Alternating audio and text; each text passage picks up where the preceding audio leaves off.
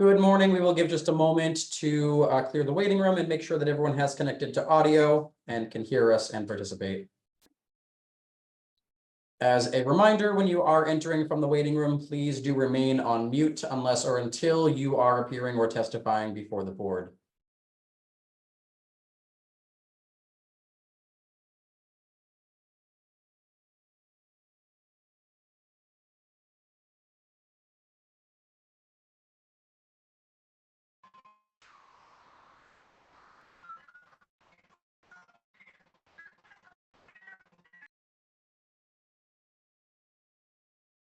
Good morning. This is a hearing before the licensing board for the city of Boston. Today is Tuesday, June 25th, 2024.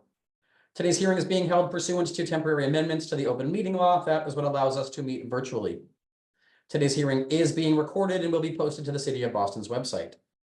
Before I review procedural matters, I will introduce Chairwoman of the Board, Kathleen Joyce. Good morning. My name is Kathleen Joyce. I'm Chair of the Boston Licensing Board today. I'm joined by Commissioner Liam Curran and Commissioner Kiana Saxon. Thank you. One piece of scheduling housekeeping before we review procedural matters for this morning. This week, the board will meet to vote tomorrow, Wednesday, June 26th at 1 p.m. rather than on Thursday. Notice has been posted to the city's website. Again, the board will vote tomorrow at 1 p.m. rather than on Thursday as typical. Please ensure that your audio and visuals are working properly for this morning's hearing. I will call each item in the order that it appears on this morning's agenda. I will then ask who is present on behalf of the licensee, who is present on behalf of the Boston Police Department, and whether there are any other individuals with firsthand knowledge of the alleged incident who wish to testify. I will then swear in all parties. After that, the police report will be read into the record, and the licensee or their representative will have the opportunity to make a brief statement followed by questions by the chair and commissioners. All testimony will be limited only to those individuals with firsthand personal knowledge of the alleged incident. Begin with the first item on this morning's agenda, item number 1, Boston Ballroom Corporation doing business as Royale, located at 279 Tremont Street. Date of the incident, October 21st, 2023. Assault and battery, employee on patron in violation of Mass General Laws, Chapter 138, Section 64, and Chapter 265, Section 13A, and assault and battery patron on employee in violation of Mass General Laws, Chapter 138, Section 64, and Chapter 265, Section 13A. Who is present on behalf of the licensee? Oh, Mr. Kalibas, I see you speaking, but you're on mute. I've just asked you to unmute. Oh, there we go. George Kalibas and Matthew McConnell. Great. Thank you both for being with us. Who is present on behalf of the Boston Police Department? Officer Giblin. Thank you. Are there any other individuals with firsthand knowledge of the alleged incident who wish to testify? Can you all please raise your right hand? Thank you. Do you swear to tell the truth, the whole truth, and nothing but the truth? I do. Yes. Thank you. Officer Giblin, if you can please read the police report into the record for us. About 2:44 hours on Saturday, October 21st, 2023, Officer Giblin, assigned to the Alpha 436 Alpha, responded to a radio call for a report of an assault and battery at Royale Nightclub, 279 Tremont Street, Boston. Operations informed the responding officer that a female victim reported being assaulted by another female while inside of the club. Upon arrival, Officer Giblin met with the victim identified as Keandra Pulling. She stated that her and her friends were inside of the club when one of her friends, Maya Janicki, closed her eyes. She stated that they were then approached by club security and were asked to leave the club because security believed that Miss Janicki was sleeping. Miss Pulling stated that she attempted to explain to security that Miss Janicki was not sleeping, but security was not listening to them. She stated that as security was escorting them out of the club, a black female security guard, who Miss Pulling stated that she believed her name was Sarah, was very aggressive towards her and her friends. She added that when they were near the stairwell leading downstairs, the female security guard shoved Miss Pulling and Miss Janicki to the point where they almost fell down the stairs. Once they exited the club, Miss Pulling stated that the female continued her aggressive behavior and began taunting the females by sticking her tongue out at them. She then notified police of the incident. Officer Giblin then spoke with Mike Rodriguez, security supervisor for the nightclub. He stated that his team did approach the group of females asking them to leave because they did observe one of the females to be sleeping. He then added that while the group of females was being escorted out of the club, one of the females swung her arm towards his female security staff member. He stated that in response to the attempted battery, his staff member shoved the female. He stated that he believed the female that attempted to strike the female security guard was Miss Pulling. When asked by Officer Giblin who the female guard was, he stated that her name was not Sarah, but, quote, Riri. He did not provide any further information. The suspect was later identified as Mariah Johnson through internal police reports. Officer Giblin notified the Alpha 910 Sergeant Downey, who responded and conducted a Code 35 license premise inspection number 060546. That's all I have, sir. Thank you. Mr. Cleavis, Mr. McConnell, would you like to address the alleged incident? Yeah, there's a couple inconsistencies. The incident occurred at 2:00. They weren't being kicked out of the club. They were just being asked to leave pretty much because it was after 2:00 in the morning.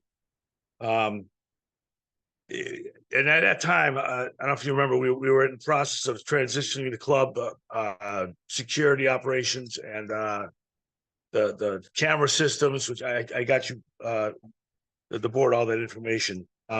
We also had a problem with a few staffing issues. My head of security was getting cancer treatments. Michael Breen was going through cancer treatments, although he was there that night. It wasn't even that busy night. It wasn't an expensive DJ. I don't think we did more than 700. I think the count was 748, but so it was about 750 people that came through the doors. The whole thing, I mean, the whole incident, escorting them out started inside the club, and they were asked to leave. It wasn't. Riri's name is Mariah, by the way. It wasn't her. She was down at the path down at the bottom of the stairs by the doors, making sure people left. You know, if there was any traffic, congestion issues with the stairs, whatever, she would let us know. But anyway, when my female security who was inside the club, she's about 4'11", I believe, was escorting them out. The girls were mouthing off, I guess, to security, and they were just, hey, it's 2:00, you gotta leave. The girl did swing around. Looks like she tried to hit female security, and the female security put their arms out and pushed them back. This was all observed by Matt, who's next to me. He was at the bottom of the stairs. Mariah came up the stairs, and when this actual physical thing happened, Mariah was standing on the other side, and when the girl turned around, that's who she saw. So Mariah was never up in the club involved in this thing. The other issue is I wasn't even notified about any of this stuff. Like, Mike Rodriguez took it upon himself to talk to the police, and then I was called on radio later after about to sign the report. I don't know. There's not much else to say. Like I said, I didn't find out about it until the officers came to give me a write up. But there's the inconsistencies baffle me a little bit. But Matt saw the whole thing. Is right here if you want to ask him a question. The whole little incident, that is. I have some questions for you, sir, though. Were there cameras? This was at a point on the stairs where my cameras from the second level. You can see the top of the stairs, but then there's about a 10 foot gap. Let's say it's like 10 steps where there is no camera right in that little stairwell. And then at the bottom of the stairs, there's a camera where they do pat down. So you have video of this evening, this incident? No, that particular part of the incident, no, because that was a blind spot. Oh, okay, great. Yep. So you're talking about inconsistencies, but you weren't there and you weren't notified about it until you received the write-up from the police. So specifically, if you could summarize in one or two clear sentences what your inconsistencies are, since you were not there. So this is what you heard from your manager has happened, and you're saying that your third party reporting today is that it's inconsistent with the police report? Well, number one, Mike Rodriguez is not a supervisor. He was just a doorman. Okay, the doorman. So you Super weren't Hunter. there. The doorman's telling you that this was not what happened. So now, Matt, who was the other doorman, is telling me that the incident, there was another person involved, and all right, this is a soap opera. It was Mike Rodriguez's wife who was involved in the incident, but Mariah was the one who was, that the girl said she okay, so pushed maybe it. they identified the wrong person. I'm more concerned about a patron swung her arm towards staff and then staff responded by shoving them. That's my summary today. Is that yours? Yeah, I don't know. Yeah, that's a shoving, pushing, pushing them back. Is that normal response for your staff? No, well, to protect themselves, you want to keep them back, but we don't hit people. That's not what we do. I'm also concerned that you were not made aware of this incident until you received the incident report. So was I. So what That's have why you done? Mike Rodriguez is not on the door anymore. I took him off the door, and it's the chain of command is a lot clearer now. Even though, I don't like titles. Everything comes to me now. I mean, I'm You have always. that in writing and you train your staff about that. Do I have it in writing? No, we haven't done it in meetings. That everything's got to go to me. So, for example, the other night I saved the guy's life. He took some drugs, and I called 911. And we had our staff. One of my staff is works in the fire department, and the guy was had to be pretty much revived and helped until the ambulance got there. So right away they called me on the radio, and right away I called 911. Great. So that's how it works now. Okay. So How often do you verbalize? How often do you train your staff? I'm concerned about there was a possible assault and battery by an employee on a patron. And I want to know how often you've trained how you train your staff. You said you speak to them. How often is it before each shift? This is what I'm trying to get at. I'm trying to find out what your management controls. Once a week, sometimes twice a week. We're not open a whole lot right now, but we like usually on a Friday or Saturday. We brief all staff, including the bartenders, about what the night's going to be like, and then we go over simple things like see something, say something. If you have an issue, call. What would you have done differently if this was brought to your attention? I'm sorry. If this was brought to your attention immediately, what would your response have been? I would have ran down the stairs and see, and try to just see what happened. I mean, it was 2 seconds and then it was done. Okay, did you interview your staff afterwards? Did you write a report about it? Yes. Yeah, it was. I wrote the report after I got the write-up from the police, and then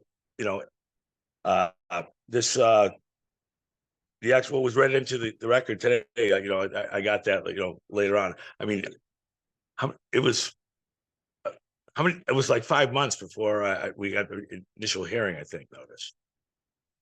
That has nothing to do with what happened. That has nothing to do with the breakdown of your management response. Yeah. Commissioner Curran or Commissioner Saxon, do you have any questions? I do. What is the name of the female security guard that you say was swung at? Erin Rodriguez, which is Michael Rodriguez's wife. Erin, E-R-I-N? Yes, she no longer works here. Okay. She decided a while How back. come you hesitated to name her, and how come her name isn't in the police report? Well, that's was my concern. I found this out from Matt, who's sitting next to me, that what he saw was the girls attempted to assault Erin, and Erin pushed back. And when the girls turned, they saw Mariah standing right there, because Mariah came up a few stairs to, assist. Just to try to encourage the group to leave. The way the girls made it sound was like they were kicked out of the club. No, The club was closed. We were, The I police, used to have- police are there on that evening. Do you have any idea why her name is, why she isn't identified in the police report? I have an idea, yeah. Because she was Mike Rodriguez's wife. He kept her out of it. So he failed to tell the police the true story, what happened? Yeah, well, yeah, he didn't see it either, so. He was at the front door outside. He never saw exactly what happened. He just went by what the girl said. There was a black girl and it happened to be Mariah. So it was probably part of his ignorance that he didn't know, but All right, so Matt- all the stuff he recounts in the police report, he didn't see any of this stuff. correct. All right, that's all I have. Thank you. Yeah, thank you. What time did you get everyone out? What is your closing time is 2 a.m.? 2 a.m. Yeah, and we give people about most people leave on their own. We give at about 10 after 2, we start, asking people, hey, can you finish up, start making your way to the door, please, whatever. I do not let my staff start yelling at people to, everyone's got to leave, whatever. That's so unclassy. Everyone's out by 2. Everyone's always out by 2:30. Do you coach your staff about pushing or shoving or? Yeah, you can't put your hands on people. We go over this all the time, but some people get caught in a moment, I guess. I've been there 31 years. I've never hit a single person while there. Thank God, because Do you have these kinds of guidelines in writing for your staff? yeah, we sent that over to you from the last hearing that happened, the incident that happened after this. I sent all that over to the board. All right, thanks for the reminder. Thanks. Anything further from the board? Board will take this matter under advisement. Thank you. Thank you. Have a good day. And you.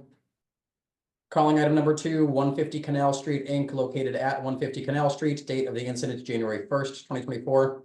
Assault and battery, first patron, in violation of Mass General Laws, Chapter 138, Section 64, and Chapter 265, Section 13A. Who is present on behalf of the licensee? Good morning, Attorney Green, Madam Chair, members of the board, Dennis Quilty, attorney representing the licensee. With me this morning is Nolan Hamilton, who is the general manager of the licensed premises. Good morning. Thank you. Good morning. Who's present on behalf of the? Officer O'Neill, good morning. Detective Wall. Great. Thank you, Officer O'Neill, Detective Walsh. Are there any other individuals with firsthand knowledge of the alleged incident who wish to testify this morning? Can you all please raise your right hand? Do you swear to tell the truth, the whole truth, and nothing but the truth? Do. Yes. Thank you. Who will be reading the police report into the record? Officer O'Neill. Great. Officer O'Neill, you may please proceed. Okay, about 12:05 a.m. Monday, January 1st, 2024, Officers O'Neill and Perry in the Alpha 202 Alpha responded to a radio call for an assault and battery in progress at 150 Canal Street, Boston, Hurricane O'Reilly's. On arrival, bar staff directed us to the victim, identified as Joseph Lyons, who had a large laceration above his right eye. Lyons stated he was attacked by a group of unknown white males inside of the establishment, all with brown colored hair and all wearing dark colored clothing. Officers radioed for Boston EMS over Boston Police Radio Channel 2 for an evaluation of Lyons. Lyons was then transported by ambulance 815 to Massachusetts General Hospital for further evaluation. That's the report. Thank you. There is a supplemental as well. Yes, sir. Detective Walsh. On January 6th, 2024, Detective Walsh of Keneally issued a licensed premise inspection notice 17429 at 150 Canal Street, Hurricane O'Reilly's for patron on patron, assault and battery. Manager Nolan Hamilton signed and accepted. Manager showed detectives video footage, stated he would preserve it and have their video tech specialist download it to a USB. I did get in contact with manager Nolan Hamilton, who was very helpful in assisting us. He did download its USB immediately, and I did pick it up, review the video, which did show an altercation. Their video is very clear, very good. It shows the area that it happened. It was a male in a brown shirt assaulted the victim. And I did get a screenshot of that, send it out to area law enforcement for an identification wanted flyer. I did try to reach the victim several times in this case, phone calls and voicemails, which he did not respond to. So we were unable to get in contact with the victim at this point, and that is all I have at this point. Thank you very much. Attorney Quilty, would you like to address the alleged incident? Just want to point out to the board, and as the detective just suggested, Mr. Hamilton made one of the calls to 911, and the management did cooperate and provide all the information to the detectives when they came by the establishment. I think we did everything appropriate in the circumstances, and certainly stand by for any questions the board may have. Thank you. Let's see if there are any questions from the board. Chairwoman Joyce, any questions? Do we have the video? We do not. Okay. Ma'am, I can get that over to you. It was too large to send in an email. I can definitely get a copy to the board. Okay. Very great. Thank you. Commissioner Carr and Commissioner Saxon, do you have any questions? Just for clarity, was there any kind of forewarning, anything happening before the assault happened? No, Mr. Hamilton, do you understand the question? Was there anything going on with these people? Yeah, no, from the, from what I saw in the video, it looked like that group of individuals were, congregating together the entire night. No, as far as, I know there was no like warning, incident was gonna, break out like that. So, no. Okay, thank you. No questions from me, thank you. Thank you. The board will take this matter under advisement, and Detective Walsh, when we get that video, I'll make sure it's shared with the commissioners. Thank you. Thank you. Thank you. Calling item number 3, Galway Inc. doing business as The Harp located at 85 Causeway Street. Date of the incident, December 24th, 2023. Assault and battery, patron on patron in violation of Mass General Laws, Chapter 138, Section 64, and Chapter 265, Section 13A. Who is present on behalf of the licensee? Good morning, again, Attorney Green, Madam Chair, members of the board, Dennis Quilty, attorney representing the licensee. With us this morning, Jamie Roberts, who's the manager of record, and Rob Guest, assistant manager, who was on duty on the night in question. Thank you very much. Thank you. Who is present on behalf of the Boston Police Department?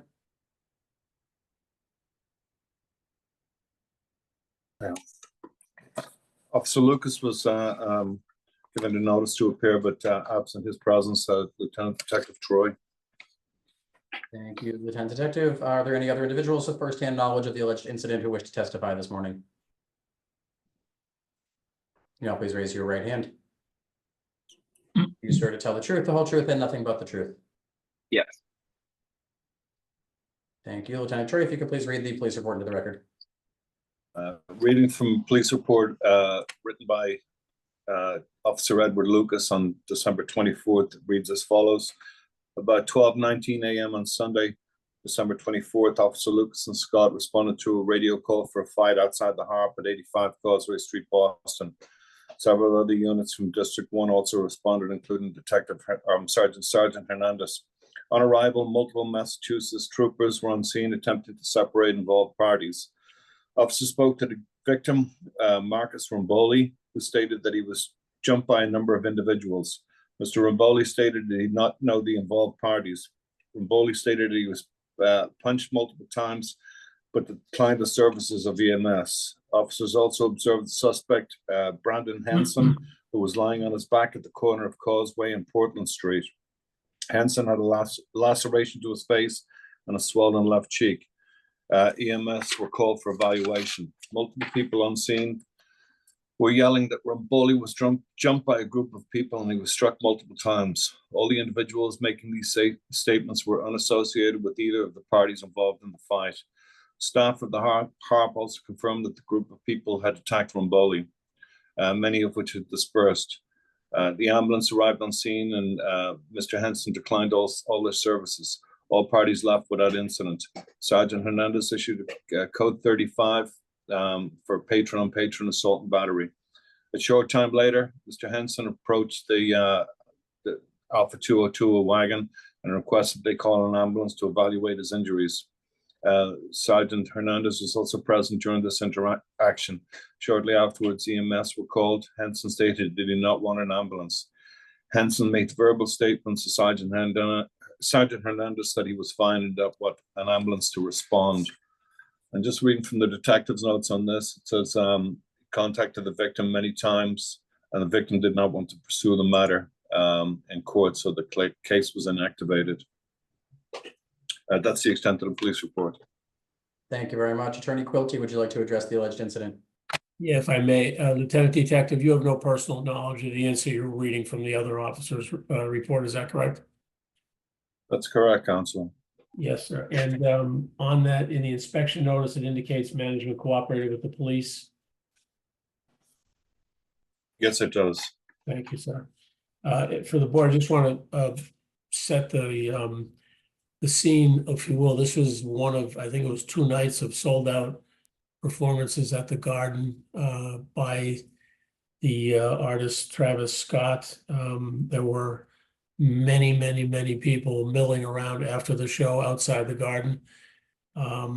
This individual, according to our staff, was literally sucker punched, and staff went to separate people, moved them outside, immediately responded to a plea. There were police everywhere in the street outside, including Mass State Troopers, as the report indicates.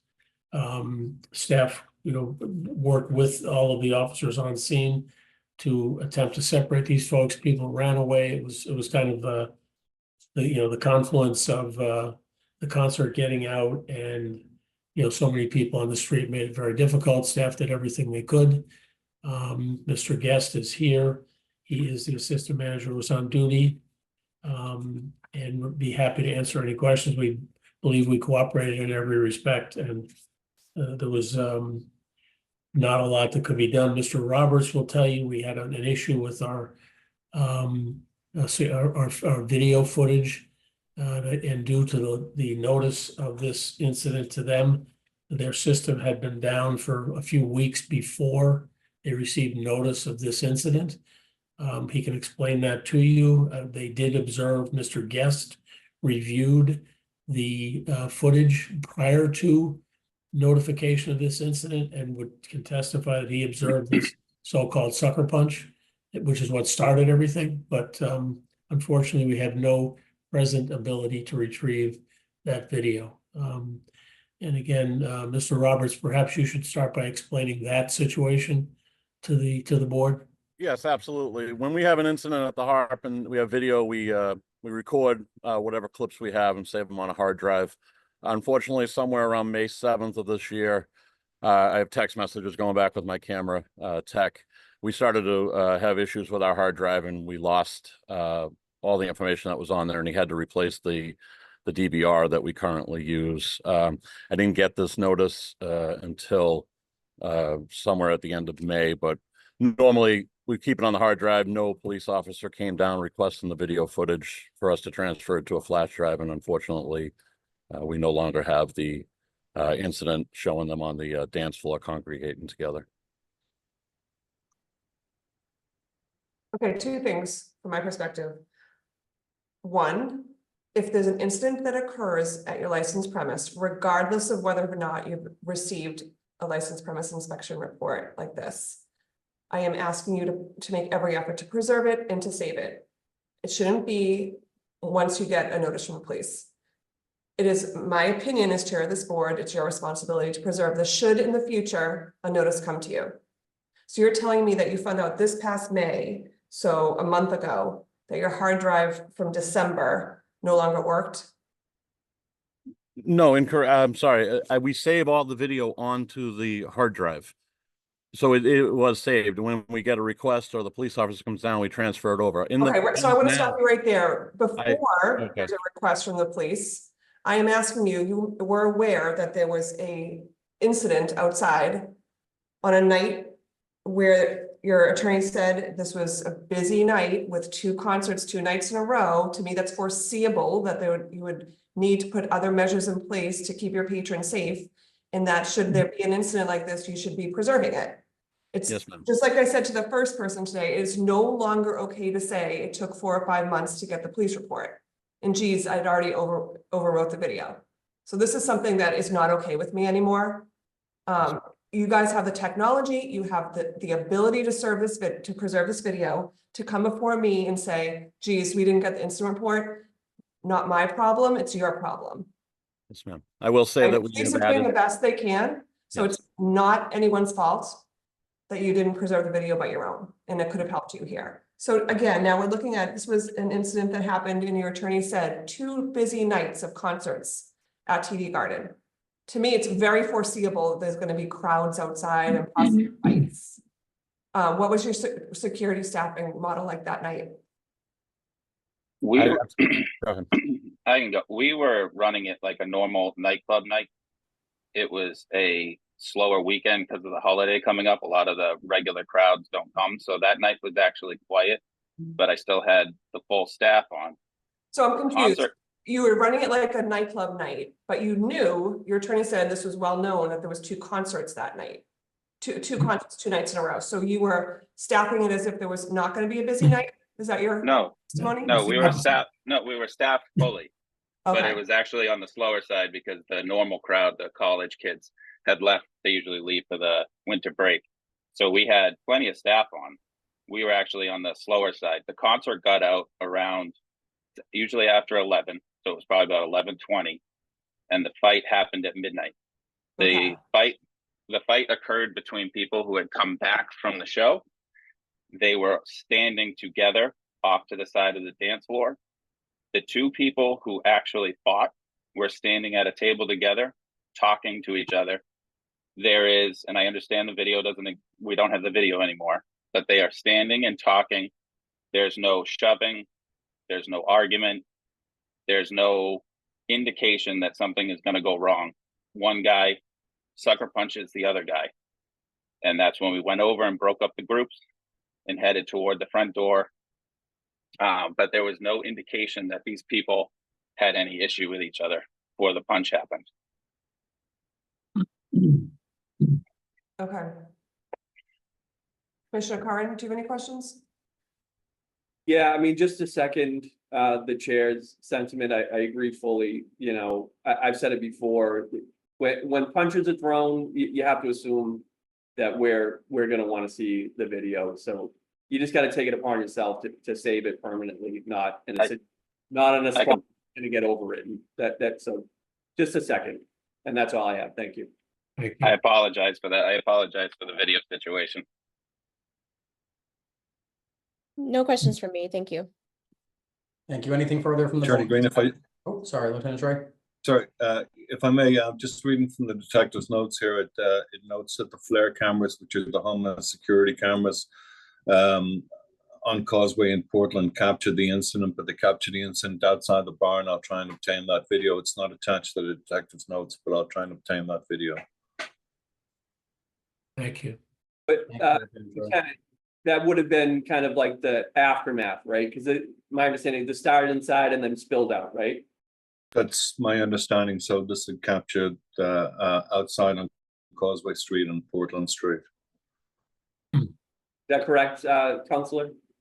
I believe, yes, indication is that the sucker punch happened inside. And Yes. then parties were brought outside, and the outside was a little bit kind of difficult because of the number of people congregating in the street, et cetera. But I don't think, yeah, it would not show the actual sucker punch. Thank you. Anything further from the board? Okay, thank you. And Lieutenant Troy, if you are able to retrieve that video, I will make sure to share it with the commissioners. I And the will. board will take this matter under advisement. Thank you. Thank you. Thank you. Item number 4, MWGW Carver Grand Lodge, Inc., located at 70 to 80 Talbot Ave in Dorchester. Date of the incident, January 28th, 2024. Intoxicated individual requiring EMS in violation of Mass General Laws, Chapter 138, Section 64, and also written up for a parking gridlock issues with no staff assigned to assist and move patrons out in violation of Mass General Laws, Chapter 138. or who is present on behalf of the licensee? Glenn Williams. Lieutenant Tommy Brooks from District B3. Thank you, Lieutenant Brooks. And sorry, the representative of the licensee, could you please identify yourself once again for the board? Glenn Williams. Thank you. Could you spell your last name? Williams. Oh, Williams. Thank you, Mr. Williams. Thank you. And are there any other individuals of firsthand knowledge of the alleged incident who wish to testify this morning? Ronald Cook. Ronald Cook. Thank you, Mr. Cook. Can you all please raise your right hand? Do you swear to tell the truth, the whole truth, and nothing but the truth? We do. I do. I do. Thank you. Lieutenant Brooks, if you could please read the police report into the record for us. Would you like me to just read a breakdown of the facts or the entire report, sir? The entire report, please. Okay. About 12:50 a.m. on January 28th, 2024, units from District B3 were dispatched to 7080 Talbot Ave to assist with the crowd as they were bearing towards closing. I myself responded along with officers P. Champagne, Bailey, Dyer, Murphy, Millian, Gabriel, and Gilzine. The unit stationed out front of the lounge and parked on Talbot Ave with their lights on. There were patron vehicles parked across both sides of the street, and the street signs suggest that the parking is prohibited along the street on the other side at night. There were another 10 to 12 vehicles double parked in the street. As the officers attempted to ask them to move along, they would be quickly replaced by new cars that were now idling. There were also vehicles double parked that were unoccupied. Lieutenant Brooks requested for the officers to issue parking tickets to those. It was quickly apparent that there was no identifiable staff or security outside to move the crowd. Approximately 70 people were hanging outside on the sidewalk and communicating with each other and yelling to the idling cars. Some were drinking from red plastic cups. The bar atmosphere from inside, I wrote car, but I meant bar. The bar atmosphere from inside the bar was becoming interchangeable with the crowd out in front in the street, on the sidewalk, and within the private parking lot entrance. Lieutenant Brooks entered the establishment and spoke with some staff at the door. He met with a manager, Ronald Cook, who stated that he did not call the police. Lieutenant Brooks explained that they had actually been dispatched there to assist with the crowd exit, and so it was surprising that the bar did not seem to be the one to call. It was approximately 1 a.m. at that time, and the music was still actively playing, yet the lights were on. Ronald Cook stated that they planned to shut the music down in about 20 minutes, but he expected the crowd to thin out now that the lights were off. On. It's supposed to say on. He then volunteered that he would go see if he could expedite the music shutoff. It should be noted that Ronald Cook was very professional, polite, and very easy to communicate with. Lieutenant Brooks was then approached by a male who indicated that he worked there. His name is unknown. He told Lieutenant Brooks that, quote, "I know you're a police officer, but I'm going to have to ask you to wait outside. This is a private club of Freemasons, and we hold the right to deny entry to police," end quote. Lieutenant Brooks respectfully advised him that he was mistaken. The officers spent the next hour waiting for the crowd to clear out. The bar was almost emptied out by 2 a.m. At about 2 a.m., EMS was then requested from someone inside the bar for a medical issue inside. At that time, a patron flagged down another officer and stated that there was an intoxicated male that was too, quote, messed up, end quote, to leave. Lieutenant Brooks located the male. He was a light-skinned male who had wet circles on his lower body. It was unclear if it was a spilled drink or urine, but he was unable to stand up. He was speaking in a slurred manner, and he was unwilling or unable to provide a name at that time. He was visibly and obviously very intoxicated. It required multiple friends of his to help him stand up and walk out. He still further stumbled and needed to be assisted by EMS. After he left, Lieutenant Brooks initiated a Code 35 licensed premise inspection. He met again, and by he, I mean myself. He met again with Ronald Cook, who was advised of the 2 violations, the first one being the parking issues and lack of staff assistance outside the crowd, as well as the grossly intoxicated male. He was very cooperative, and he did sign the receipt of violation. I have the citation number listed. Lieutenant Brooks reviewed the permits. First, there was a clearly posted entertainment license for the event. This was in the main lodge room. There was also a posted alcohol license, and this was in the smaller private area that is not accessible to the main lodge room attendees. There seems to be some confusion on the permits. The address of 70-80 Talbot Ave seems to be combining operations between the smaller private club, where the alcohol license lists a capacity of 886, but 886 people could never fit in that area. Meanwhile, the event permit seems to be held in the larger room, yet it references the smaller club. Further, the name listed as the manager seems to be out of date. The permits should be clarified to more accurately describe the locations as separate locations. That way, it is clear if licenses are being issued for the smaller room as a private club and or the main auditorium where it is open to public as a much larger entertainment and event venue. This could otherwise certainly cause confusion if the city would supply permits with an incorrect understanding. Before Lieutenant Brooks left, a female approached him and said she knew the intoxicated male and that he had only had 2 drinks, and she thinks that he actually has a medical reaction. She was advised that this seemed inconsistent with Lieutenant Brooks' observations of him, but regardless of the cause of the male's condition, it should not have taken, at closing time, an empty room with lights on to locate and identify a male in a fully incapacitated condition. That would be the end of the report, sir. Thank you, Mr. Williams. Mr. Cook, would you like to address the alleged incident? I'm Mr. Cook. Yeah, what he said seems to be pretty accurate, except that the cars, let's start in the beginning about the phone call. The head of security told me later that he had called for assistance. So I want to clarify that, but I didn't know it at the time. All right. And we were in the process of exiting, getting people out of the club. Now, the people with the red cups did not come out of the club. We do not have red cups in the club, so they must have been drinking out of their car. We have across the street is the big field, and a lot of people park over there and sit over there and drink and stuff, and they come and mingle with the crowd coming out of the club. As far as the sick individual, we were aware of him being sick, and we was trying to clear the place out before we brought him forward, but we didn't know exactly what it was. But we know we don't serve people when they if they start acting intoxicated, or we know they had too much to drink. So ordinarily, it was just a chain of events that kind of backed things up out on the sidewalk.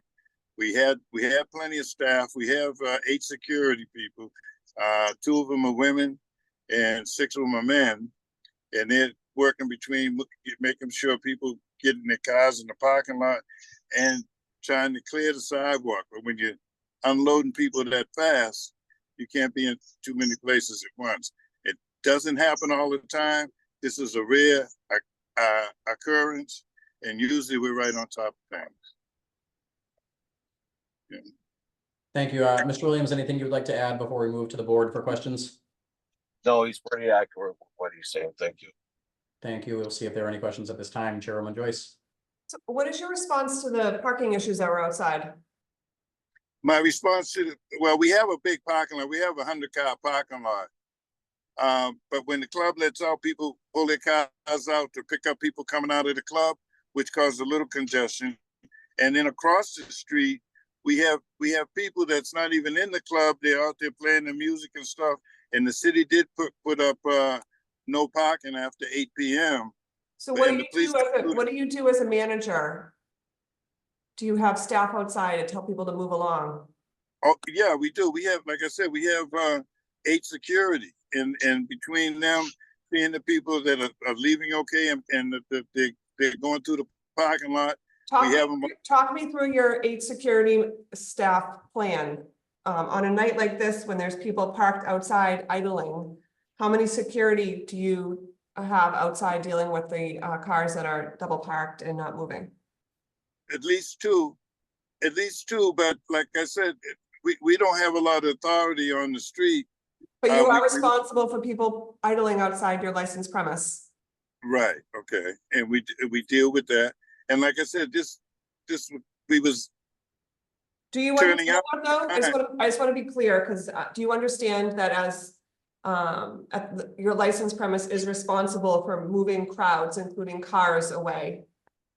Yes, ma'am. But what I'm saying is, when they're exiting, the people pull up to pick up the people coming out of the club, you know, and so you tell them to move on, and say, oh, he's coming right out the door, and, you know, it does get a little heavy sometimes, especially when you're first letting out. Usually it doesn't clog up the street that bad, but every once in a while it happens. And what's your response to the intoxicated person requiring EMS response? That's a rare event. Also, if you check our history, we don't have a lot of history of that. So like the girl that was with him knew him better than we did. And she said he was sick and that he hadn't had that much to drink. And I don't know what the EMS reports were when they got him in the ambulance or to the hospital, but that's the last report we have. Okay, and we should follow up about your alcohol license and what it covers, which rooms it covers. Okay, it covers the building. Okay, The whole building. and On this 70, particular, 80 Top Avenue. Yeah. is part of your building a private club? Yes. Okay, and we'll have to, I want to make sure that's spelled out on the face of the license. Okay. It does, but the Russell Auditorium is a separate unit, and on the license it does say it holds 886 people, but that's the whole building. That's not just that one room.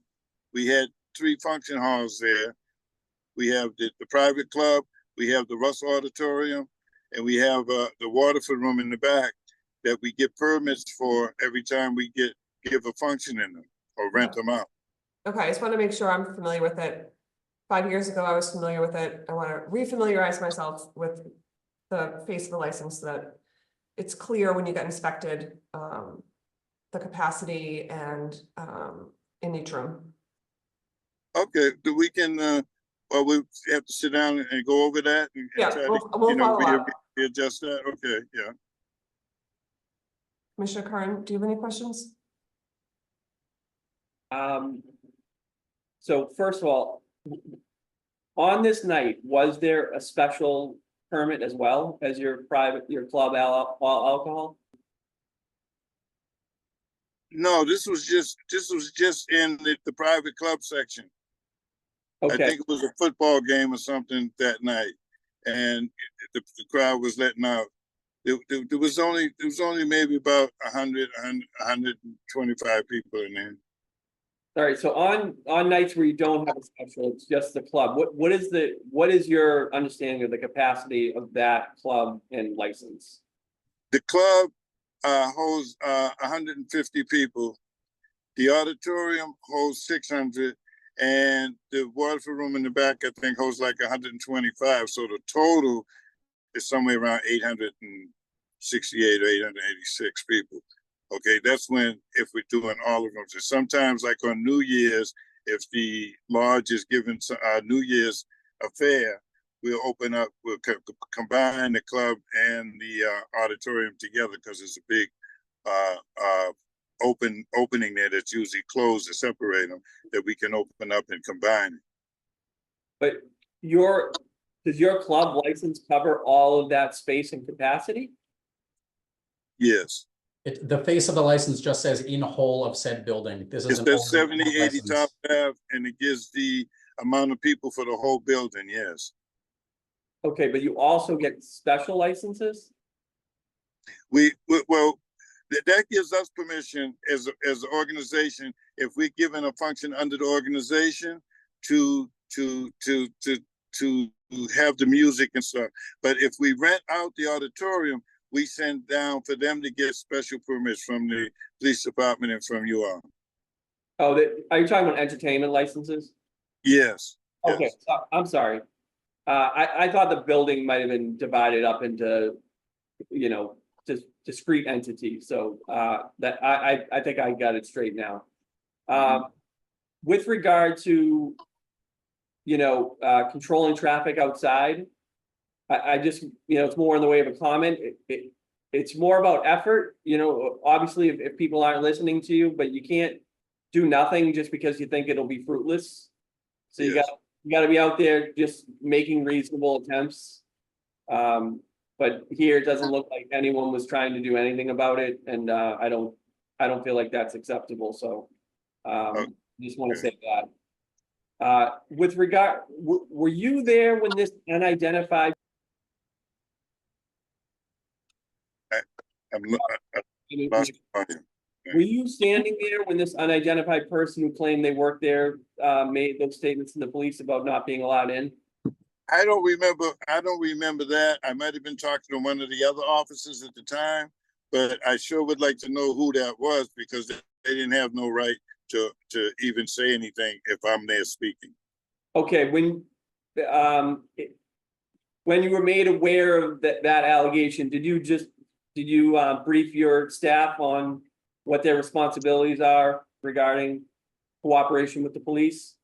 Yeah, after I got the report and realized that had happened, there's two things that I when we had a meeting, I called them on that only certain people are supposed to talk to the police when they come, and also about them covering their areas a little better. And there was awareness of the sick individual, but they was telling me they was trying to wait till the crowd clear out, the EMS came before they moved him. So one of the staff was aware of somebody wasn't feeling good in there. Okay, that's all I have. Thank you. Is everyone tip certified? Oh, yes. Oh, yes. Yes. And as far as your parking, is there a way that the pickup spot can be in the parking lot? You said you have 100 cars or 100 spaces. Can you encourage people to pick up in that space, that area? Well, the door for the small club comes out on Talbot Avenue and they have to walk up the sidewalk to come into the parking lot. You understand? So we don't open up the auditorium because then they'll start lingering all throughout the building. So we let them out that one door. They go up the sidewalk and go right in the parking lot. You know, and sometimes, you know, they drag and they got to have the last words and all that stuff, you know. And we do try to move them along, but we'll try to do a better job. Like I said, we don't have this problem often. This is a rare occurrence. If you know, we're open every weekend and we have very few complaints over the years, you know. So we try to do it right. Anything further? If I can speak, Commissioner? Yep. Lieutenant Brooks? Yes, sir. I just to give credit where credit's due, but then to clarify something, to give Mr. Cook credit, I do believe him when he says that when he had told me that they didn't call and he found out later that one of the staff did, that would be very reasonable.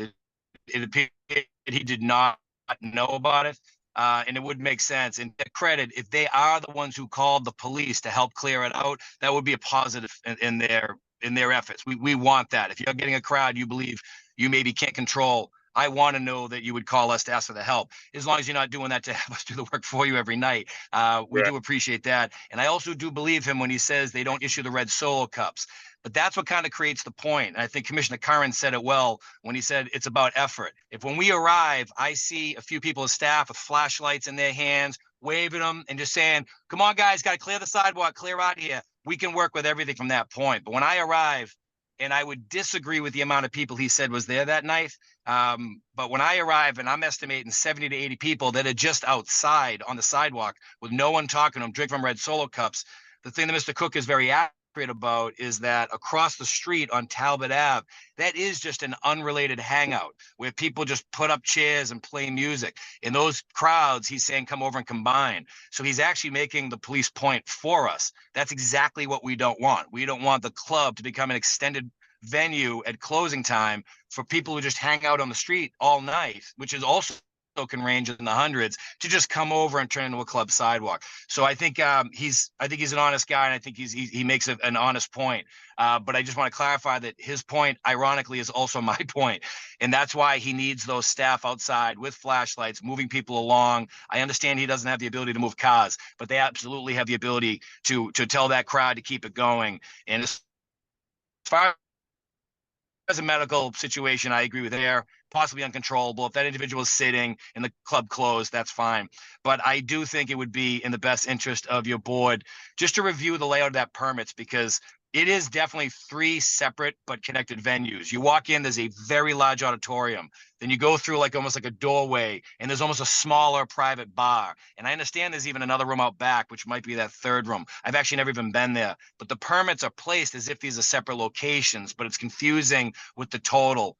And I just think that if they're going to apply for specialized permits, your board should be more aware when they issue it. This is the large venue. Here's the square footage. Here's the capacity. Here's the smaller one. Because it does appear from the police perspective, when we do go there, it's all just open. Although it does feel like it's a private access area here, it's very fluid. So as long as that's clarified, I think Mr. Cook did work with his best efforts that day. And as I put in the report, I thought he was very professional and easy to deal with.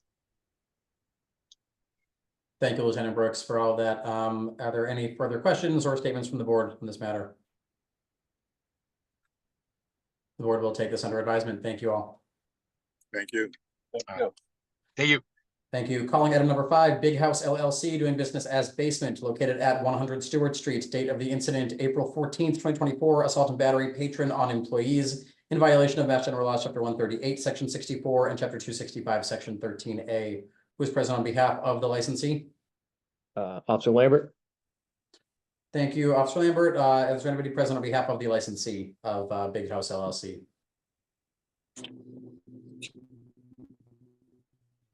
I do know that we had difficulty serving them as they've been closed pending a transfer.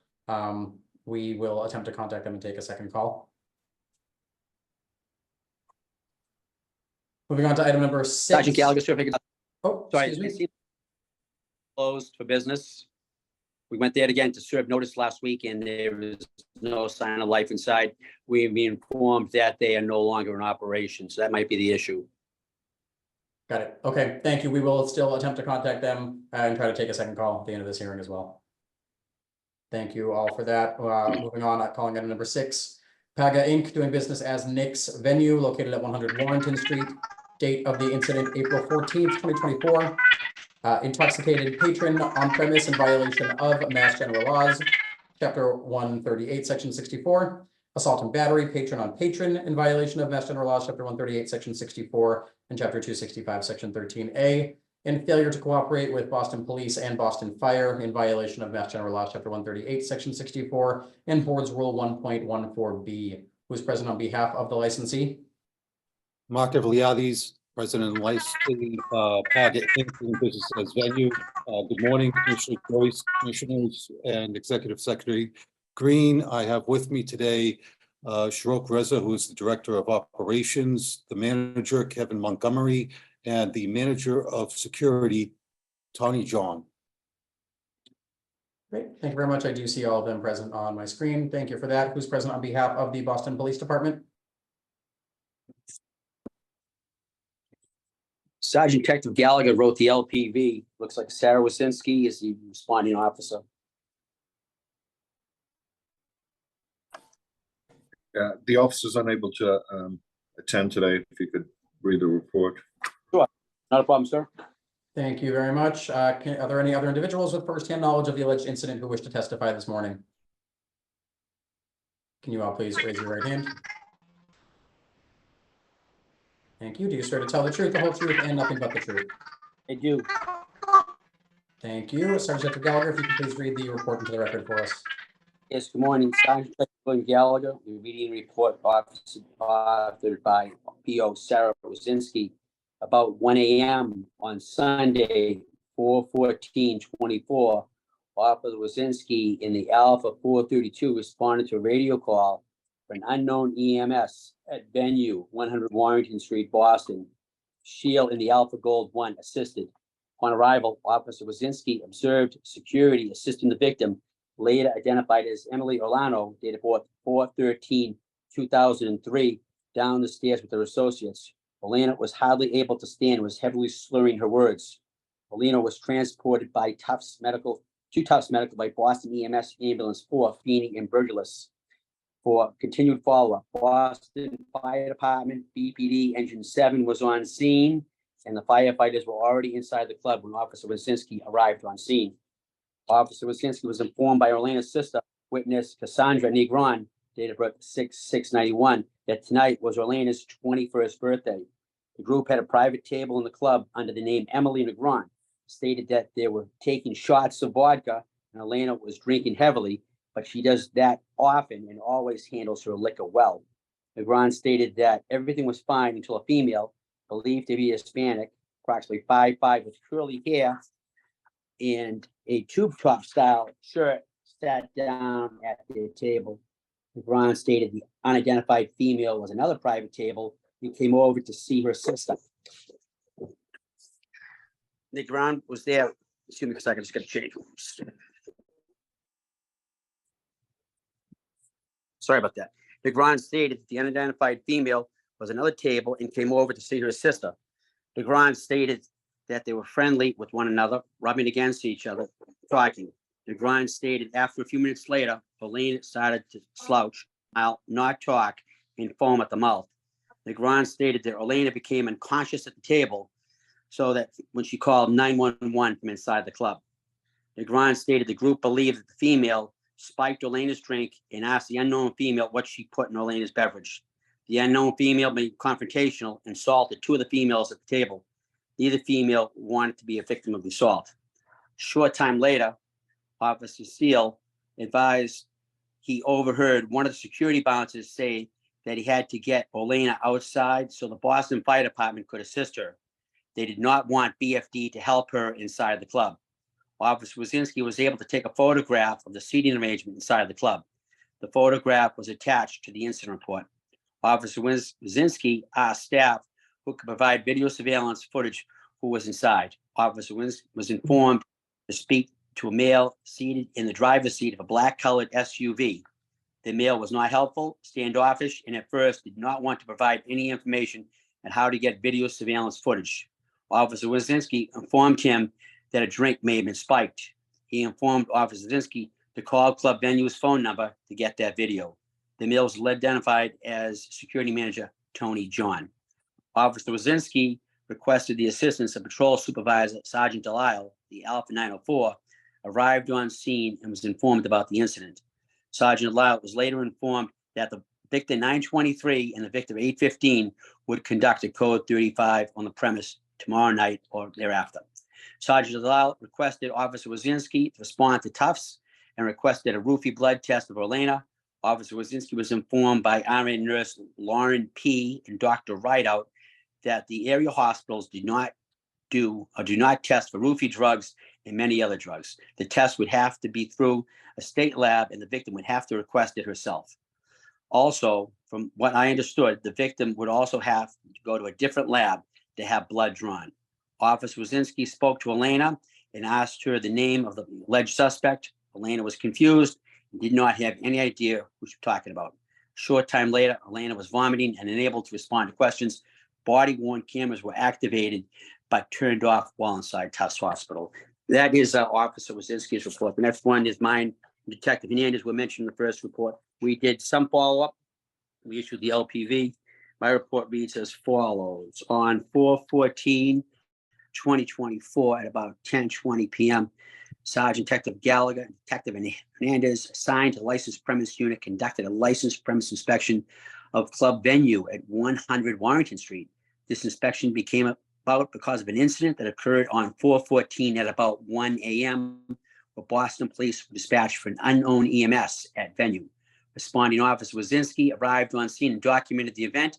Boston Police Incident Report 24209-883. Sergeant Josh Delisle also responded and contacted Sergeant Gallagher of the licensed premise unit.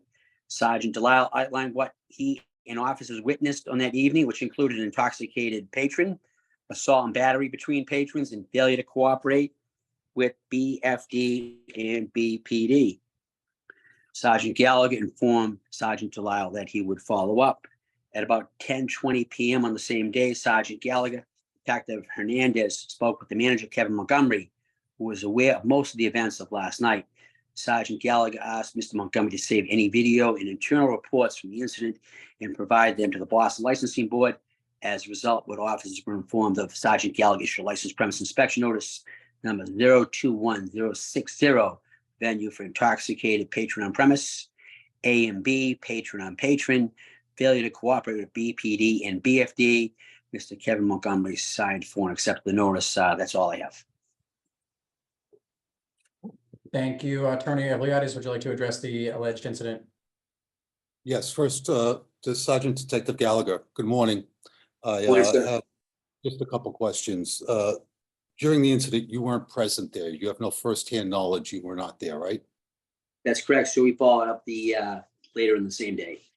And when you followed up later on the same day and you spoke to the manager, Montgomery, was he cooperative with you? Yes, sir, always is. And I'd like to also add that for the board, we did save what we had for video, and I'm willing to pass that along to the board, as well as an internal report, an after-action report, investigation by the management on what happened that evening. That being said, it's my understanding that testimony from both Mr. Montgomery and Mr. John, that we were the people who called the 911 to get help into this, to this woman. And I'd like to get Mr. Tony John, who is the security manager, to testify about what happened that day. Tony, you there? Tony? I do see you going to Yeah, ask but you to muted. unmute, Mr. John. Tony, you have to press unmute. Yep, there we go. Can you hear me now? Yes. Okay, that, Tony, can you state your full name for the record? Tony John, And can you tell me where are you employed, sir? I'm employed of the Commonwealth of Mass as a trial court officer. And do you also work for Paga Inc. doing business as venue? Yes, I do. And how long have you been there? 20-some years. And were you working on the night in question? Yes, I was. And were you the one who made the 911 call? I did make a 911 call saying there was someone upstairs intoxicated. Okay. And can you tell me how you were informed of that and what happened as far as the fire department, the police department coming to the scene? A patron came downstairs and said there was someone upstairs passed out. Can you speak a little louder, Yeah, Mr. please? John, we're not able to hear you right now. Okay, a patron came downstairs and said there was someone on the dance floor passed out. I sent one of the security to find out what was going on. They informed me there was an individual passed out and they couldn't carry the individual down. I then called 911 on my own personal phone, and the fire department showed up first. And what did the fire department do? They asked me what was going on. I said, there's someone upstairs passed out. The fire that department went upstairs and sent the security, George, with them. And before he can make it upstairs, the fire department and the girl, some of the girl's friends would bring her downstairs. And did the staff of venue help and assist the Boston Fire Department and the EMTs to help her out of the building? Yes, they did. And at some point in time, did you have an interaction with a police officer that requested video of the evening? Yes, female Boston police Could officer. you tell me what happened?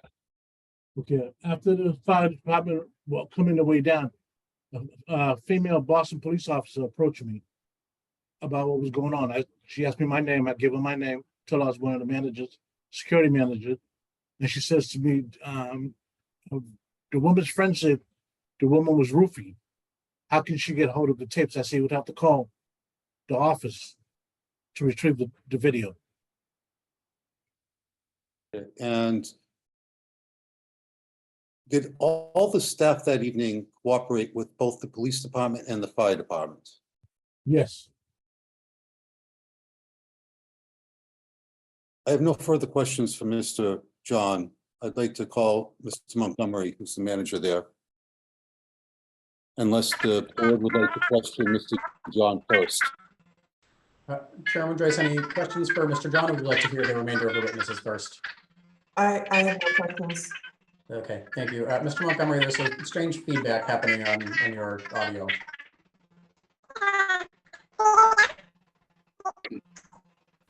I don't know if that, try again, Mr. Montgomery?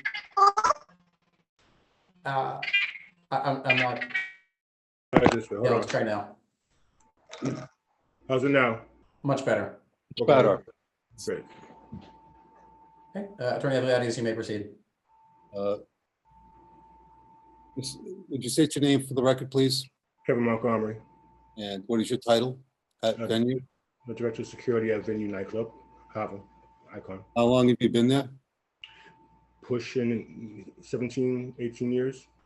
And on the night in question, were you called into an incident that happened at venue? Yes, I was. And what did you experience when you got there? By the time I got there, because I was responding from Harvard nightclub, they called me over because of an emergency, just like they always do.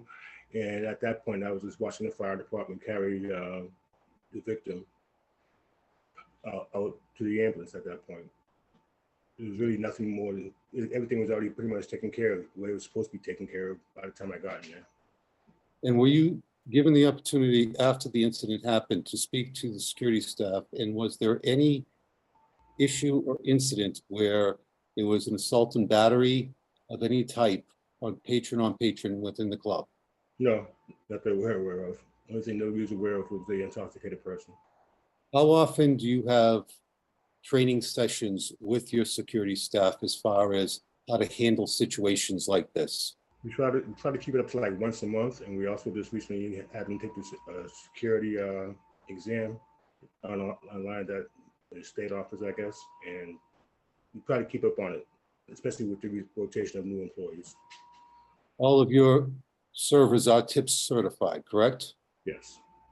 And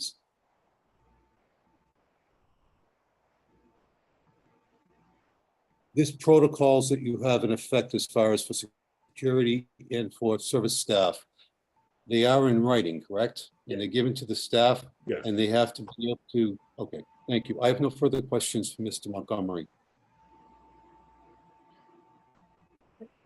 Thank you. Do you have any other witnesses you'd like to present, or shall we move to questions from the board? Not at this moment. Thank you. We'll see if there are any questions at this time. I have no questions. Commissioner Karn. What is the limiting factor on getting video, like say on the evening? What happened there? Generally, my understanding is that we have multiple cameras in different places. It all backs up to a hard drive. That hard drive is kept in an office at that time of the night.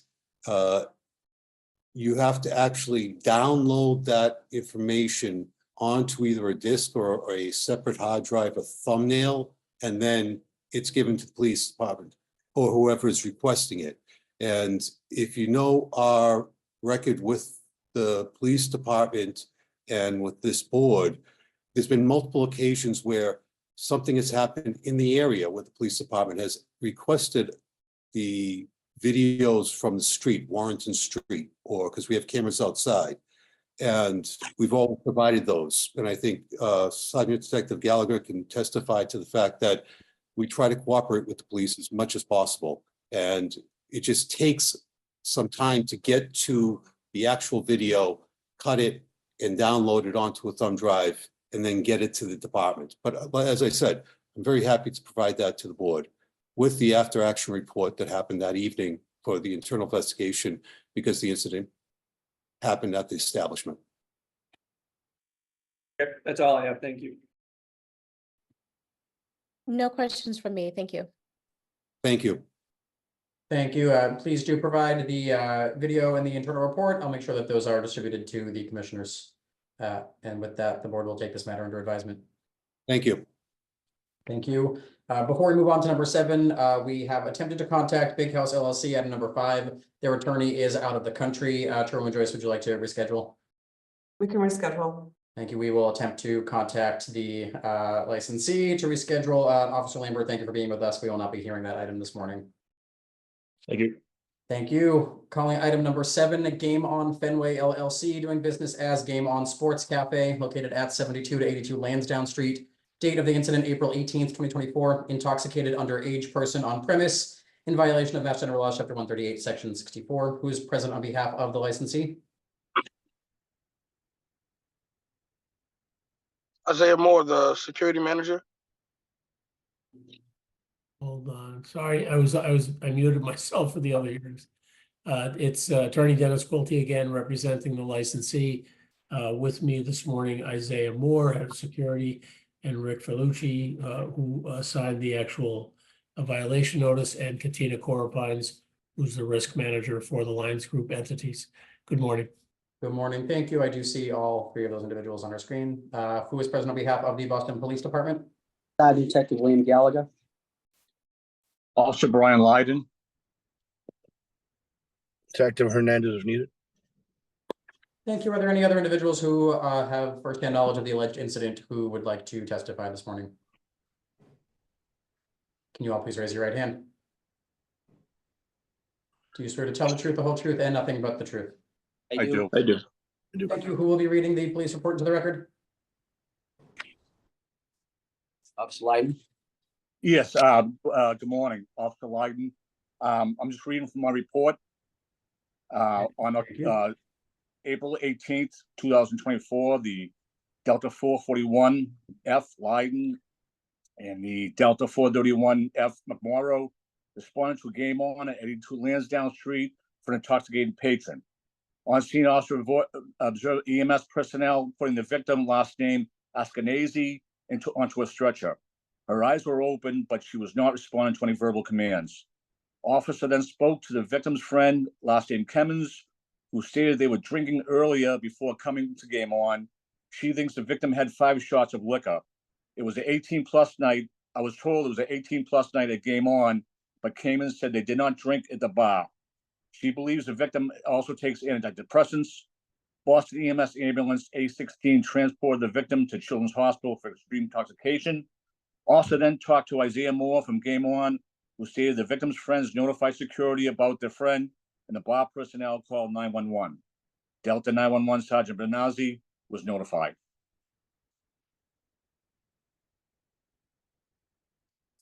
Is there a report from Sergeant Detective Gallagher? There is. Yep. On 4/19/2024, at about 10:35 p.m., Sergeant Detective William Gallagher, Detective Eddie Hernandez, assigned to licensed premise unit, conducted a licensed premise inspection of Game On at 82 Lansdowne Street. This inspection came about because of a 911 call for an intoxicated person inside the premise on 4/18/24 at 9:15 p.m. The Delta 431 McMorrow and the Delta 441 Lyden responded. BPD report number 242-031-329 was written. Responded officers found EMS placing victim on stretcher, then transporting her to Children's Hospital for treatment for extreme intoxication. Victim was under 21 years of age. Sergeant Gallagher and Detective Hernandez had just left the premise on the 18th prior to the radio call. Detectives had made an on-site arrest at the same location for an unrelated incident during the 18-plus event at Game On. On the evening of the 19th, detectives returned to the premise and spoke to managers Rick Falcucci and Isaiah Moore. Mr. Moore stated the female was found inside the ladies' room by staff, and immediately called 911. Mr. Moore stated the female was not served alcohol while at Game On. As a result, what had occurred, Sergeant Gallagher issued license premise inspection number 021065 to Game On for intoxicated underage patron on premise. Mr. Isaiah Moore signed for and separate notice. That's all I have. Thank you very much. Attorney Quilty, would you like to address the alleged incident? If I may ask both Sergeant Detective Gallagher and Officer I'm sorry, Lyden. I'm sorry. Were the staff and management cooperative with both sets of officers on this occasion? Yes, sir. Yeah. Thank you. And from all the reports, the 911 call was made by staff? That's correct. Okay. Yeah. Thank you, officers, detective and officer. Just to, again, for the circumstances of this incident, I want to make sure that the board recalls that the entertainment version of this hearing was already held with regard to this 18-plus night. And we did appear before the entertainment division and apologized for this occurrence in the first place, which resulted from staff basically setting up this party without knowledge of upper management. So again, we apologize for that. On the occasion in question, Mr. Moore is here in security, and Mr. Falcucci, if I'm pronouncing it correctly, both were present. Both would basically back up what both reports suggested, which is to say that this person indeed was on the premise because of this failed 18+ event, but to our knowledge, did not consume any alcohol while at the premises.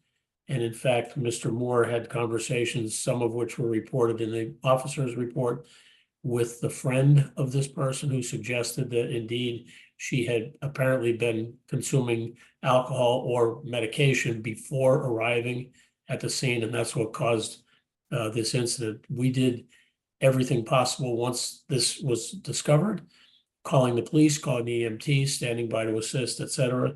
Again, we do not believe this individual consumed any alcohol at our establishment.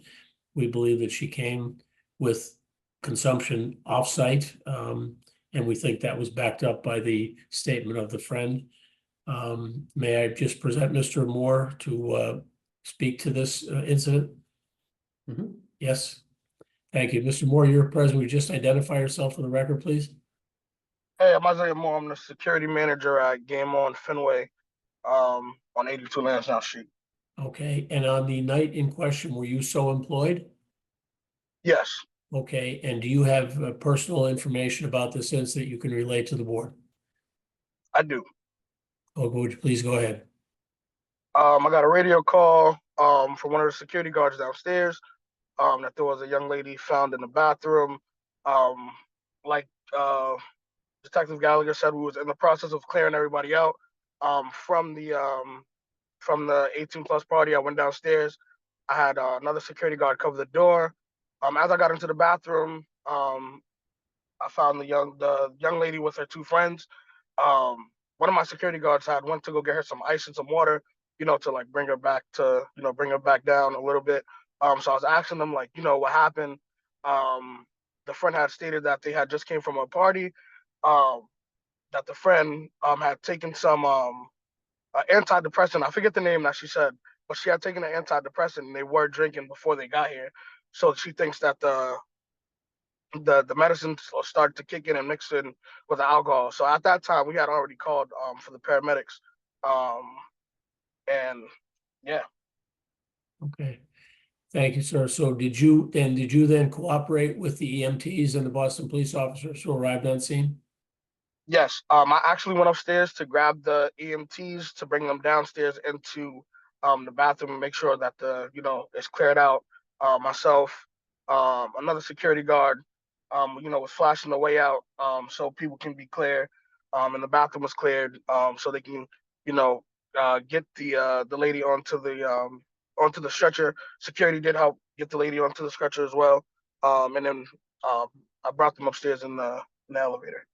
Okay, thank you, Mr. Moore. The board may have some questions for you. I know Mr. Falcucci, just state your name for the record, please. Rick Falcucci. And were you working on the night in question as well? I actually was not, no. Okay. Oh, I'm sorry, you signed the notice that was delivered subsequently. Yeah, I saw the notice that Detective Gallagher had brought by. Okay, all right, I'm sorry. I didn't realize. I'm now looking at that. So I have no further questions. The board may have some questions for both of you, gentlemen, so just please stand by. Yep. Thank you. Thank you, Chairman Joyce. Any questions? This was 18 and over, correct? I'm sorry, ma'am? This was an 18 and over event? This was the Okay. event that was scheduled without the upper management knowledge. And, we have worked very closely with the college since that time to make sure that, we too are on the list of notifications if anything, occurs. These were apparently flyers on the campus that we were unaware of. And yes, it's that very same night. Okay, just a question, when you have these 18 and over events, do you ID people? We do. Yeah. Okay. We do, and then we also give out a wristband, and then we put 2 X's on their hands, permanent marker. Okay, all right, thanks. I have no questions. How long was this patron on premises? Isaiah, do you know? I do not know. There was so much stuff going on that night that I don't know how long she was on the premise. Okay, did after this happened, did you do any investigation to see her entrance, her movements, anything like that? Video review? Do you know, Rick, or? No. It just, I'm gonna suggest that the second police report is 10:35. So, presumably well before that. I don't know what time the first, I don't have a copy of the first officer's report, unfortunately, so I cannot tell you what time they arrived, but it would have to be substantially before 10:35 anyway. If I could chime in, the second line in Detective Gallagher's supplemental report says the 911 call for an intoxicated person inside the premise on 4/18 came at 9:15 PM. Yeah. Thank you, Bettina. What time did the patron arrive? Do we have any idea? We don't have an exact time now. Okay, do you have video at the door that would have captured her and arriving, entering? No. We do not. Okay, so no, you don't keep it, you don't have video at where the ID process happens? We don't have saved footage from this night. There is video cameras at the front door, but there's no saved footage from this night. Okay, why not? Any idea, Bettina? No, I don't know. They just didn't think of saving it.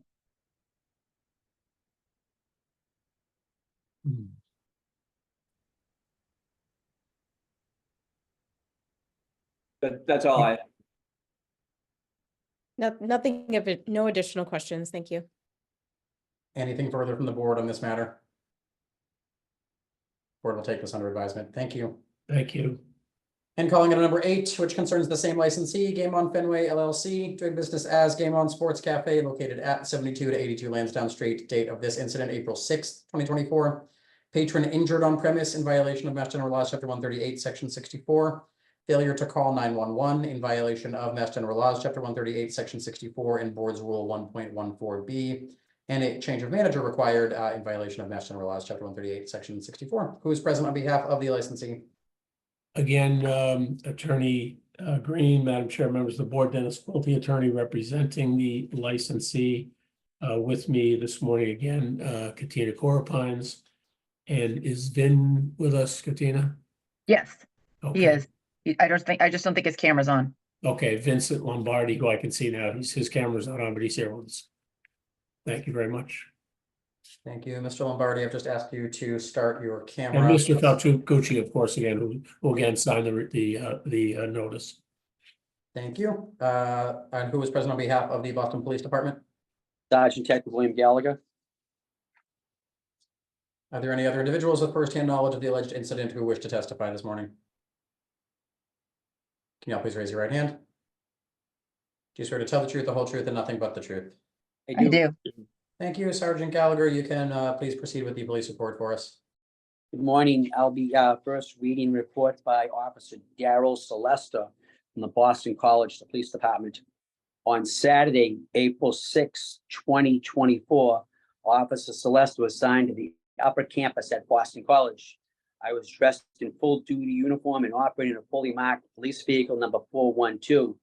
At approximately 0021 hours, Officer Ferris and I were dispatched to the first floor lounge area of Gonzaga Hall to meet the reporting person concerning an individual with an open head injury. Boston College Emergency Medical Services and Armstrong Ambulance were immediately dispatched to assist. Upon arrival, I was greeted at the building's main entrance by a Boston College student named William Sweet. Sweet held the door as he directed me to a tall, white female being treated by several unknown individuals. I approached the victim and observed an open injury to the rear of her head. The laceration appeared to be actively bleeding. I also observed that the rear side of the victim's neck, shirt, and pants were covered with what is believed to be dried blood. Boston College EMS arrived and began treating the victim. She was identified from her Eagle One card as Walters/Harlequin of Fitzpatrick Hall. According to DeFazio, Lawrence, who was the victim at the time of the incident, he and Walters attended an establishment in Boston called Game On. At some point, the establishment became crowded and Walters was pushed to the ground by an unknown patron of the establishment. Walters recalls striking the rear of her head on the floor, but states she never lost consciousness. Shortly after striking her head, DeFazio recalled that the victim began to vomit. They left the establishment and returned to Boston College. I examined the rear of her head. Due to her full head of hair, I was unable to get a clear look at the injury. While on scene, Walters complained of headaches and dizziness. Moments later, we were joined by Officer Grandiose and Armstrong Ambulance 4. Walters was treated on scene and then transported to Beth Israel Hospital for additional treatment. The administrator on call, Claude Carolla, was informed of the incident. That is the Boston College report. BC did call me concerned of the event. There was no 911 call that evening. So myself and Detective Hernandez were assigned to follow up. On 4/12/2024 at 10:56 p.m., Sergeant Detective Gallagher, Detective Eddie Hernandez, assigned to the licensed premise unit, conducted a licensed premise inspection of Game On at 82 Lansdowne Street. This inspection came about because of a Boston College Police Report number 240373 that was filed on 4/6/24, written by Officer Daryl Celesta of the BC Police. Officer Celesta reports that he responded to a BC dorm and found Miss Harlequin Jade Walters with an open wound to the back of her head.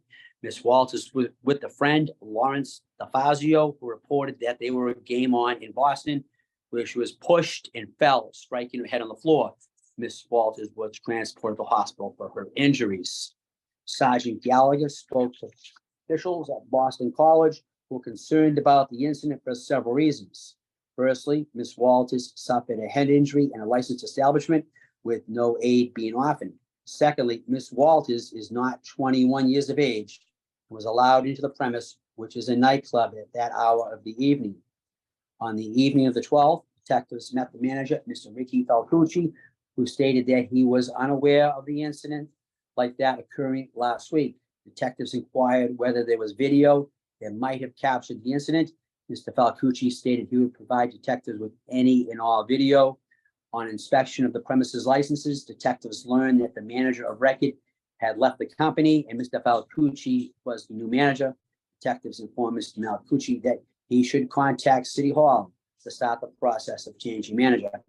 As a result of these events, Sergeant Detective Gallagher issued a licensed premise inspection notice number 021050 to Game On for patron injured on premise, failure to call 911, failure to notify the board of change of manager.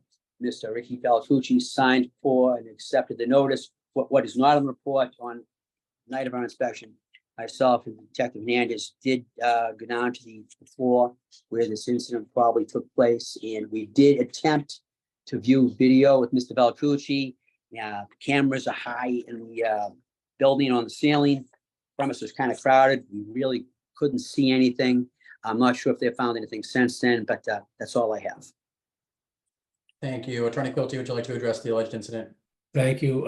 Sergeant Detective Gallagher, first of all, with regard to your report, you arrived to give the inspection notice about 5 or 6 days after the incident is alleged to have occurred, correct? That's correct. You have no personal knowledge of the incident that is alleged to have occurred 6 days earlier. Correct.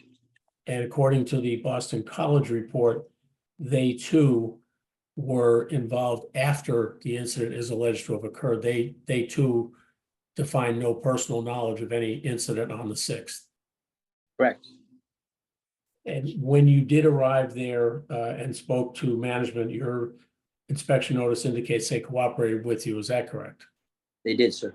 Thank you, sir. Madam Chair, members of the board, this is a highly unusual circumstance. We've done quite a bit of digging here. We don't think this incident ever occurred on our establishment. According to the information collected by the Boston College officers, there would have been volumes of blood and vomit at the scene of this incident, and there's no such evidence, nothing that we found, nothing that anybody else has found. It's just not possible that this could have happened with such a gash and a wound and vomit that would not have been discovered subsequent to this having occurred. We carefully reviewed the entire premises, and there was no indication of blood, no indication of vomit. Ms. Corpines went so far as to reach out to Boston College, to one of the associate deans, to get information relative to the identification or the particulars about this young woman.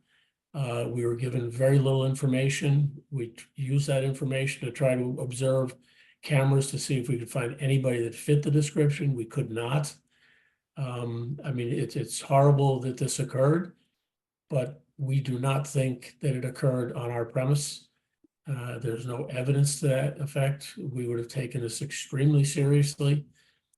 Someone injured like this and sick, and it simply, we have no records. We have nothing that indicates that it ever happened on our site. If I may just, I know Mr. Falcucci wrote or signed the report, but that was again 5 days later. Can I just ask Ms. Corpines to explain to you her interactions with the BC dean and what she found out? Yes, ma'am. Yeah. Ms. Corpines, just identify yourself, please, for the record. Hi, I'm Katina Corpines, the risks manager for the Lions Group. When this incident was brought to my attention, Mr. Falcucci downloaded surveillance and sent it to me. I started to view the surveillance, which was quite a lot of surveillance. I reached out to Detective Gallagher and Hernandez and asked if they had any information that could narrow down the timeline. I understand based on the report, the VC officer's report, that call was, they attended to the alleged patron at 12:21 a.m. Detective Gallagher said, to check sometime between 11 and 12. I looked at all the surveillance cameras from the basement as well as the surveillance camera from the front door. I watched the surveillance from 11 p.m. to 12 a.m. No one fitting the patron's description came out of Game On injured. Detective Gallagher, I asked if we could get a description of, a better description of what she was wearing that night. And he had sent me what I think would appear to be her student ID photograph, which just shows a Caucasian female, her face, and who had straight blonde hair. I spent many hours reviewing the surveillance footage from 11 p.m. to 12 a.m. on each camera that we had downstairs. And I saw no person being pushed or falling to the ground or injured. And more importantly, I saw no one leave Game On injured. And I have that surveillance footage if the board would like it. Did you reach out to the BC administration as well? Yeah, I spoke when I reached out to BC. The name of the dean that I spoke with was a Melissa Woolsey, and by spoke I mean I communicated via email. She on 4/29, she said she reached out to the impacted party and asked for some more information and details that may assist in identifying her, but had not heard back from her. And she said she'd keep us updated if she responds. And that my last communication with Dean Woolsey, if I'm saying her name correctly, was on 4/29. She never followed up with any more information. Oh, ma'am, if there are any questions, we'd be certainly happy to answer them. Thanks. I have no questions. Thank you. Yeah, none for me. Thank you. No questions. Thank you. Thank you. All the board will take this under advisement as well. Thank you. And calling item number 9, Ipswich Entertainment Inc. doing business as Loretta's Last Call, located at 1 Lansdowne Street, date of the incident April 9th, 2024. Overcrowding, 171 on mechanical count, capacity 134 on setup number 1, House count was 132, in violation of Mass General Law, Chapter 138, Section 64, and Boards Rule 1.03J and 1.06A and F. Who's present on behalf of the licensee? Good morning again, Attorney Green, Madam Chair, members of the board. Again, Dennis Quilty, attorney representing the licensee. With us this morning again, Katina Corpines from Alliance Group, and Katina's John Jordan with us. Katina, I can't. No, but he wasn't there that day. Okay. Vinny is Okay, speaking Vinny, on sorry. behalf of Ipswich. Okay, he's here then. Thank you very much. So the same two people who were sworn in on the previous matter. Thank you. Great, thank you. Who's present on behalf of the Boston Police Department? I am Detective Hernandez. Thank you. Are there any other individuals with firsthand knowledge of the alleged incident who wish to testify? Sergeant Detective William Gallagher, if need be. Thank you. You have all been previously sworn in. Detective Hernandez, if you could please proceed with the police report. Good morning, sir. I'm reading from a report that Sergeant Gallagher wrote. Mhm. On 4/9/2024 at about 12:30 p.m. Lieutenant Detective Adrian Troy, Sergeant Detective William Gallagher, and Detective Eddie Hernandez assigned to the licensed premise unit conducted a licensed premise inspection of last call Loretta's at 1 Lansdowne Street during the Red Sox home opener. As detectives entered the premise, they inquired with door staff as to the count. The staff member reported the 168 patrons on premise, with 36 of those on the outdoor patio. Inside the premise, detective observed all the tables to be occupied and a full bar with patrons standing 3 deep.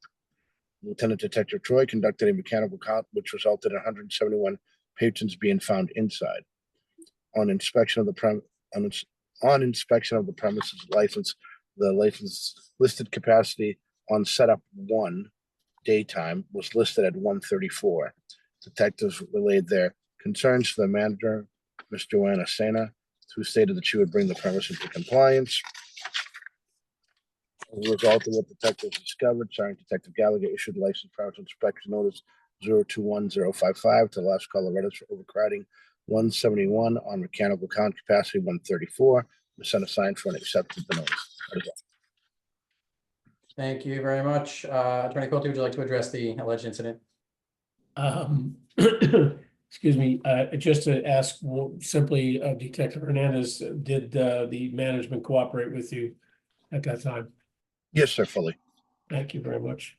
Madam Chair, I mean, again, we have Mr. Lombardi and Ms. Corpines. This incident resulted from a complete failure by a person who was the manager at the time, Ms. Sena. This was opening day of the Red Sox on Lansdowne Street, something we've experienced for 50 years as a business. This manager completely failed to staff appropriately, was offered help from other establishments on the street, didn't respond. Just lackadaisically went forward with a couple of people, woefully understaffed. She was immediately fired. This is just a complete failure of management at the on-site level. And when she had every opportunity to operate appropriately and staff properly and failed to do so. As I suggested, she was fired on the spot. This is just, unacceptable for the business. Again, this is opening day. You know it's coming months in advance. The street is full of establishments, many of which are owned by the same ownership. Could easily have been staffed properly, was not. She just failed to do her job. And unfortunately, this is what occurs. Mr. Lombardi, can you add anything to that? No, I mean, I think that's correct. It was a failure on management, and I apologize for an upper management point of view. So, Was she actually offered assistance from other establishments if she needed it? She was, yeah. And failed to follow through on that. Correct. Madam Chair, members of the board, we apologize. It's a management failure. It was unintentional. Unfortunately, we're as much a victim as anyone in this circumstance, and the person paid for with their job. She actually didn't even respond afterwards to inquiries as to what happened, failed to respond for a couple of days, and was then just let go. So we're sorry. How long did she work there? Ina, you know her, Vin? Yeah, the Joanna was I mean, she's been with the company about 6 years, but she was at that location, I would say almost a year. In that position, yeah. Yeah. Thanks, I have no questions. Done for me. Thank you. No questions. Thank you. Thank you. And the board will take this matter under advisement as well. Thank you all. Thank you. Those are all the items before the board this morning that will adjourn this hearing. Once again, as a reminder, the board will vote tomorrow, Wednesday, June 26th at 1 p.m. Notice has been posted to the city's website. That concludes this hearing. Thank you all and enjoy the rest of your day. Thank you. You.